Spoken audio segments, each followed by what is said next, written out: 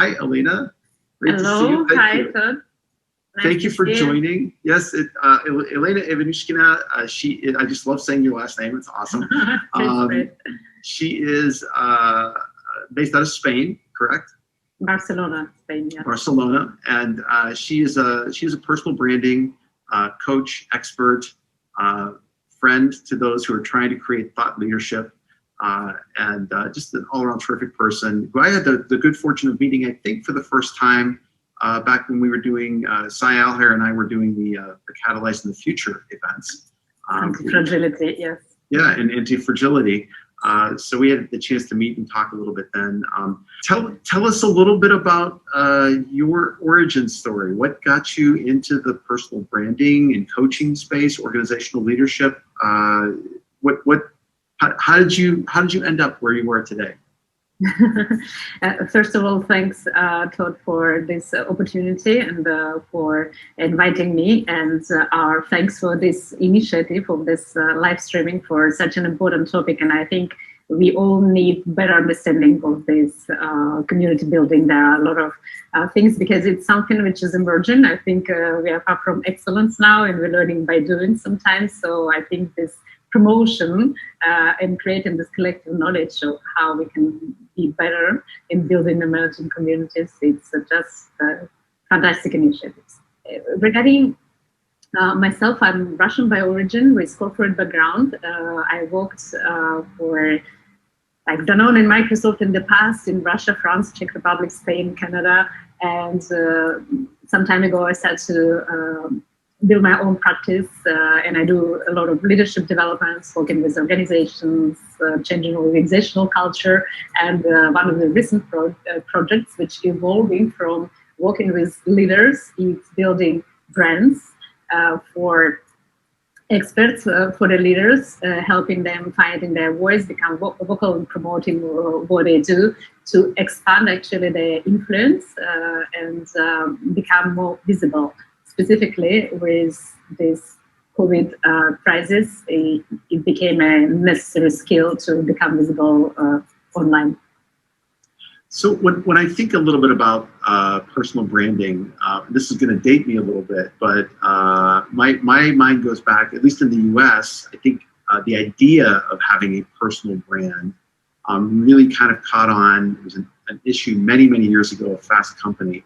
It was called The Brand of You, or A Brand Called You, something like that. Mm-hmm.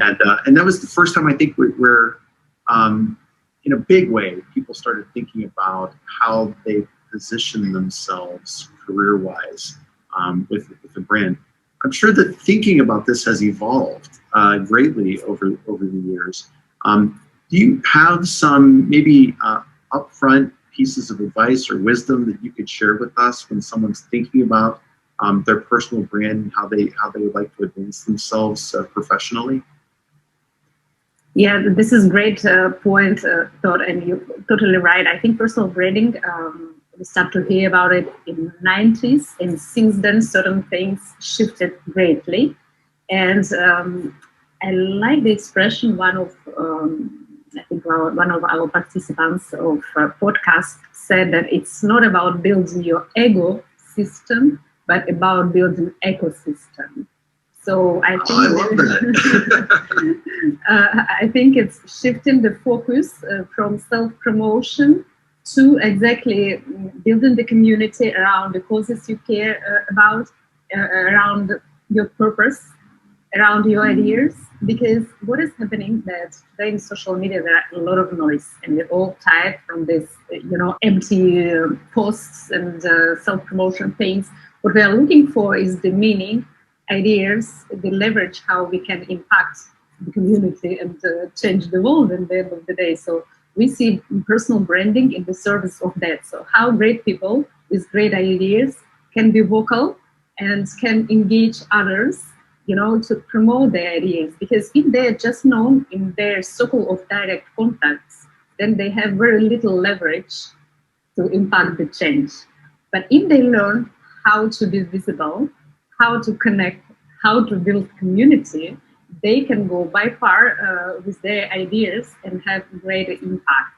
So for me, it's really like, a mission on equip those people who have things to say, who have causes to care, who want the change for good, help them finding the tools for that.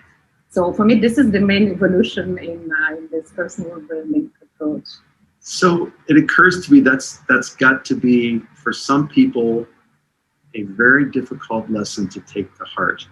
That they want to, they've gone to a personal branding coach because they think they're gonna learn how to talk about themselves, more, when it's really more about finding your purpose and learning how to reach out and connect with others. Which I love that message. I think that's really important to get through. Yeah, and I think it's much more rewarded to come across not as a person who is promoting himself for some egoistic purposes, but as someone who want actually the change and wants to be proactive, in driving this change. And I think, that we work with people maybe 40 and plus, with experts and with leaders. And I think it's a moment in your life when you ask yourself, what I want to leave behind, what is this possible legacy, why I'm here. So it's very important. It's a coaching questions. And I think if you see it from this perspective, you can and ask yourself those questions, you can make your life much more meaningful and purpose-driven, which is the reward you get at the end. Yeah. So you can start with the self-promotion thing, line of thoughts, but then you can push it further and to say, okay, so what I'm caring about, what is my purpose, what I want to leave behind, what I want people to say about me. So, and this is very important questions. And I see now new generation, they ask themselves maybe in their 20s already, those questions. But sometimes when you have this middle life crisis, before that you fulfill the pattern which was established. You do the study, you do career, you create the family, so you go. And then in a certain point when it's achieved, then you start to ask yourself very important questions. So what I'm doing here, what actually is my purpose, what I'm care about, what I want to see behind. So you know that it's always more rewarding to take care about something bigger than yourself than like solving specific more like basic. I got to tell you, you're hitting me where I live. So I think I'm what I consider to be really kind of in the second half of my professional life now. I'm in my 50s, early yet, but I still have plenty of career left. But I think I've had to do some reevaluating in more recent years when I became an independent business owner and thought about like what I want to do. And like I think a big piece of my decision making was around quality of life. Like how much of my time and life do I want to give up to working for another organization? But then, ultimately, like, yeah, I want to produce thoughtful work and, good craft work. And obviously want to make a good living at the end of the day. But that question of legacy comes up. What do you want to leave behind? And so for me, a lot of it has been like, how can I welcome other people into the space that I'm at? How do I help them do awesome work? And pull that group, that community together. Like for me, I think the through line that I had to realize was from the time I was a recruiter all the way till today when I'm working as a specialist in community building, it's about helping people make meaningful choices about their work and do the things that they love to do. And I think I think the work that you do is so important, helping people to come to that realization. I'm really excited to hear a little bit more about there's a program that you've got in place, right, to be able to help with this, and a podcast, right? Like maybe tell us a little bit about that. Yeah, absolutely. This is our part of building the community. First of all, we have this 10 weeks program. It's online, and there are some lessons explaining various aspects of personal branding, but it goes to two main buckets. First is formulating your personal brand, your big idea, your cause, your purpose. And then second part, how to communicate, how to grow visibility, how to build the community at the end of the day. So, and I think people with great personal brands, they master both sides. So you need to really think of how you formulate your brand, what is the meaning behind that, how you package it, all greatness that you have in a very concise message, which is understood by your audience. And second part is how to grow it, how to grow your visibility, how to expand your reach and build the community. And of course, if you have greater mission, it's far easier to involve people into community and achieve this visibility. So this is about the program, and we do it in our, besides this kind of theoretical lessons, we have mastermind sessions, which is about the way of working in a community, because you don't create your personal brand in vacuum. And it's always about a feedback from others, how it's perceived, how it resonates, if it's engaging enough, if it's clear, because it should be very clear. It's about clarity of the message.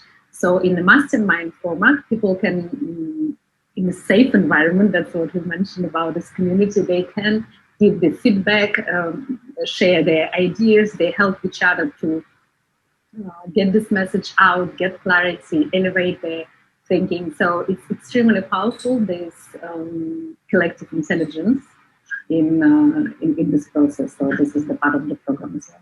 Yeah, I love the concept of mastermind groups. I ran into that idea years ago, and a lot of those groups have been sort of live, in person kinds of groups. But now, are you convening this group live, or are they meeting online, or is it a combination of the two? How do you work that? Yeah, due to the restrictions, we've done them online, but we are progressively moving to offline format as well.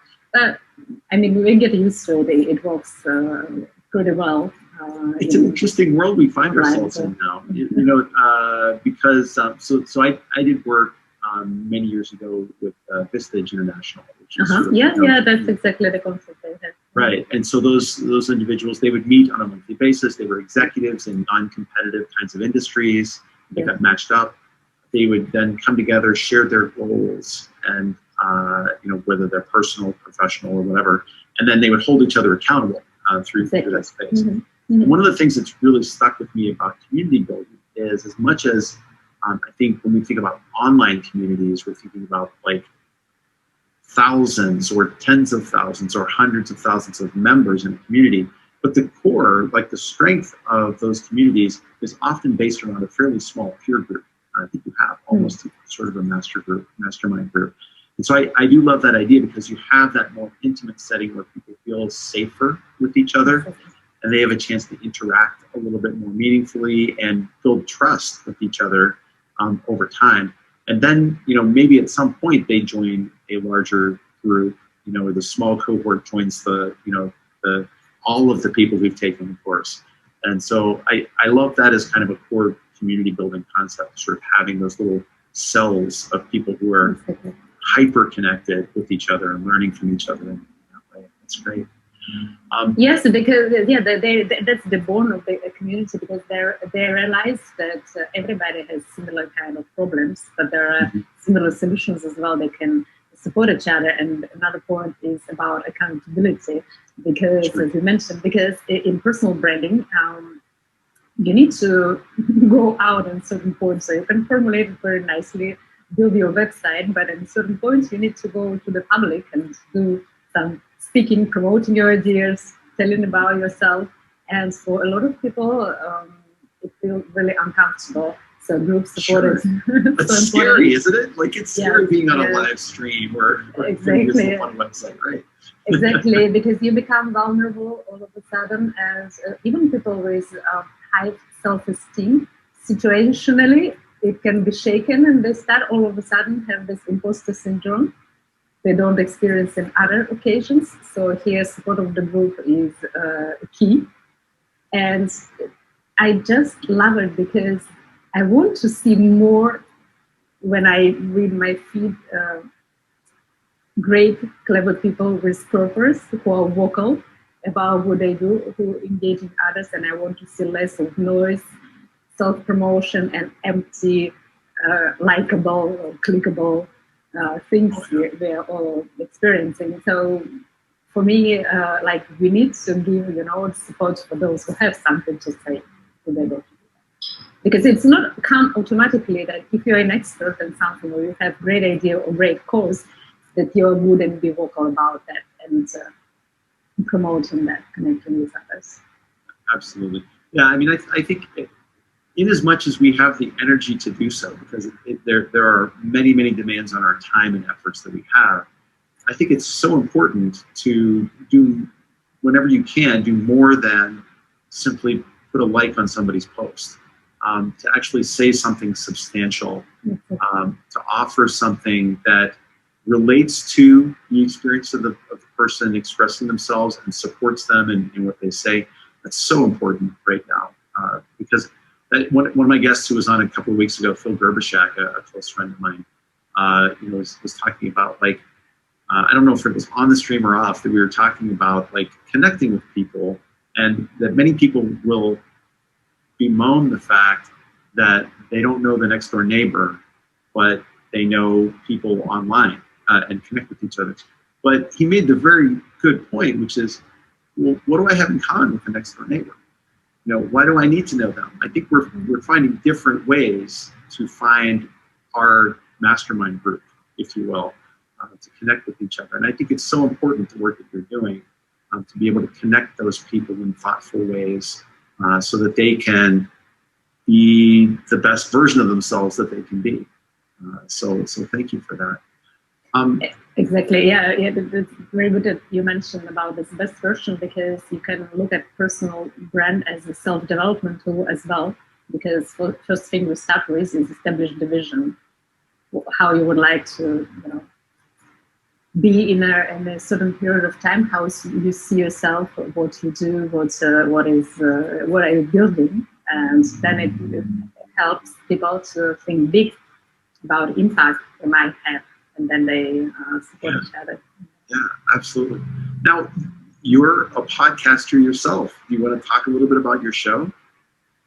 Yeah, we've just started recently. It's about personal branding and thought leadership, and we are inviting leaders, people who built their brand, who became a thought leader, to share how they did that, how they can help others to achieve that. Because I think there are a lot of not codified knowledge, because everything is emerging and everything is changing so fast, and especially online world. I just read the news in Bloomberg that Chinese farmers start using TikTok to sell their harvest, and they're very successful in that. They live stream from the fields about their production, and it's all sold out, and they really become rich. I think it's a great example to think out of the box how we can approach social media and really do something good with that. So I love it when platforms get turned on their ear with unexpected uses. That's amazing. Well, very neat. So I'm interested in the way that you connect personal branding with thought leadership. Do you see that as sort of the ultimate expression of someone having a fully realized personal brand?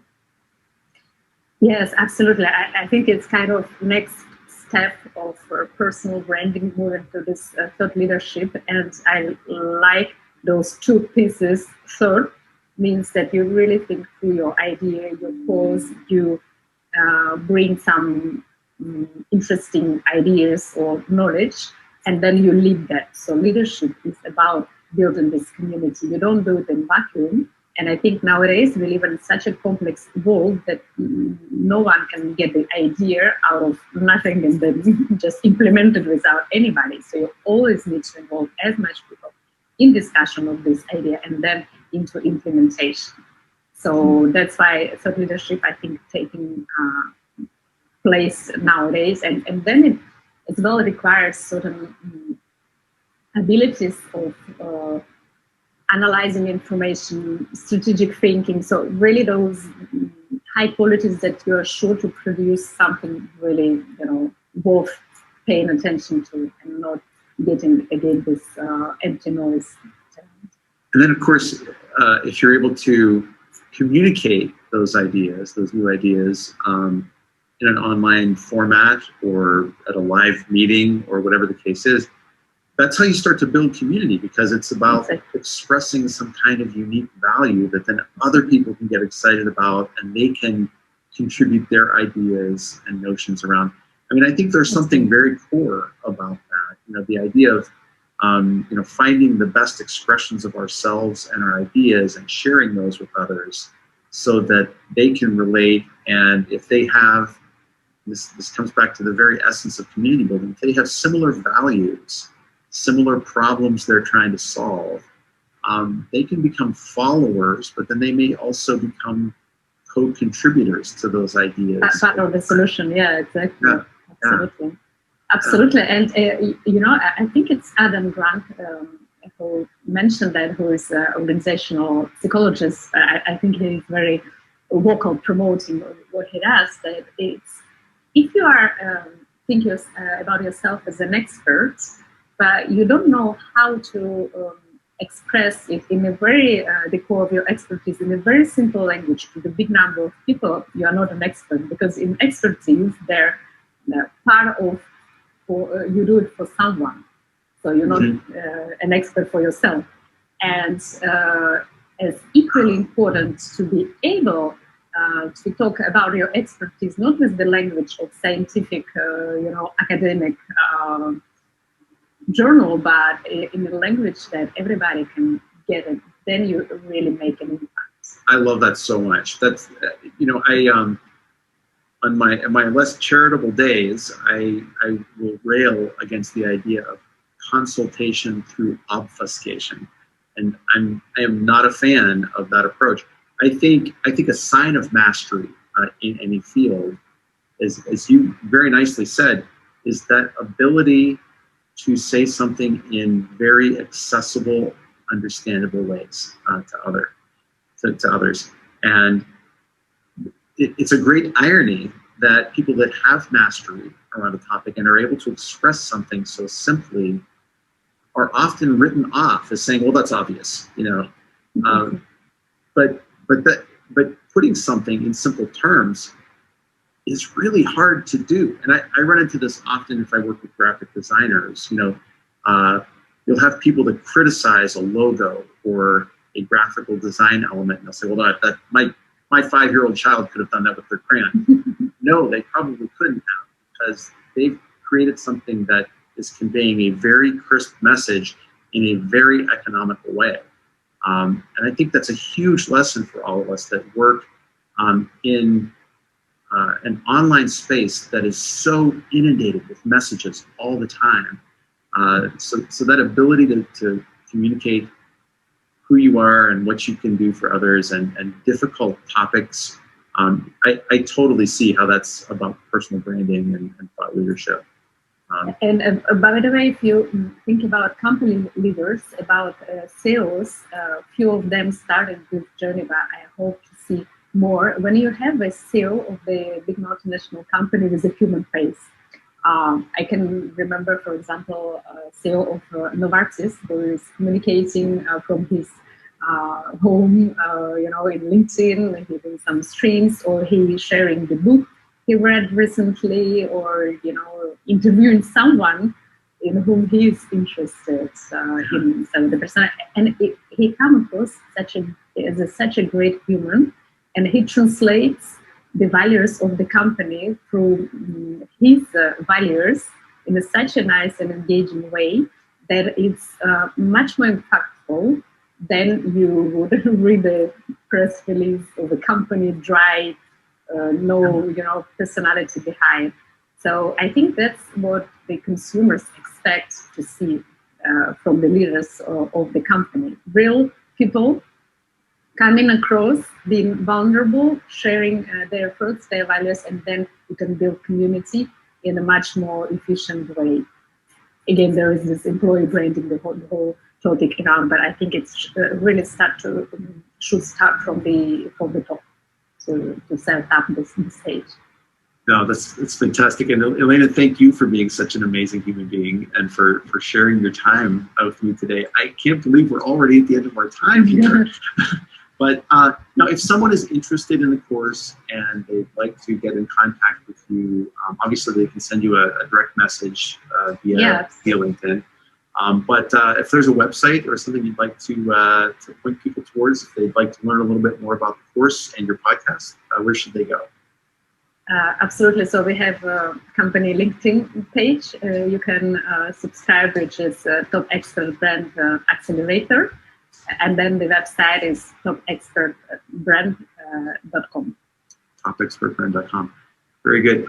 Elena, I'm looking forward to hearing more from you in the near future. I will be following your podcast, and would love to have you back on the show again sometime to maybe we can do a deeper dive session around thought leadership building. Elena Ivanushkina, thank you so much for being on today, and have a wonderful day, and I hope to see you soon. Thank you very much, Todd, for this opportunity.